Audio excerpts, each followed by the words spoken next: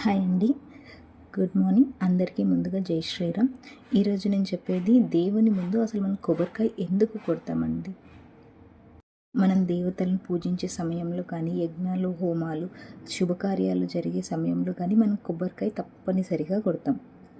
దాని వెనుకున్న కారణం, కొబ్బరికాయ పైనున్న పెంకు మన అహంకారానికి ప్రతీక. ఎందుకంటే సర్వం ఇచ్చేది ఆ భగవంతుడే. ఆ భగవంతుడి ముందే మనం మన అహంకారాన్ని చూపించకూడదు. ఎప్పుడైతే మనం కొబ్బరికాయను ఆ స్వామి ముందు కొడతామో మనం అహంకారాన్ని వదిలేసినట్టు. లోపలున్న తెల్లని కొబ్బరిలా మన మనసును సంపూర్ణంగా ఆ స్వామి ముందు పరచటం. నిర్మలమైన కొబ్బరి నీళ్ళులా మన జీవితాలని మంచిగా ఉంచమని అర్థం.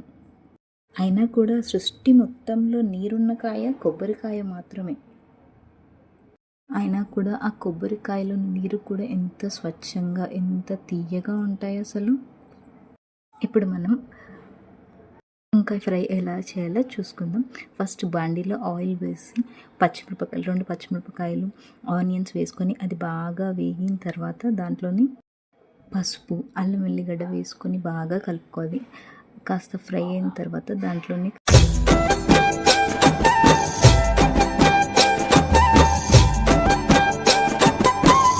మనం కట్ చేసుకున్న వంకాయలన్నీ వేసుకోవాలి. వంకాయ కాస్త వేగిన తర్వాత దాంట్లోని మనకు తగినంత ఉప్పు, కారం వేసుకోవాలి. ఉప్పు, కారం వేసుకొని అది బాగా కలుపుకొని కాస్త కారం దానికి పట్టిన తర్వాత స్టవ్ సిమ్లో పెట్టుకొని ఉప్పు, కారం దానికి మంచిగా వంకాయలకు పట్టే వరకు ఉంచాలి.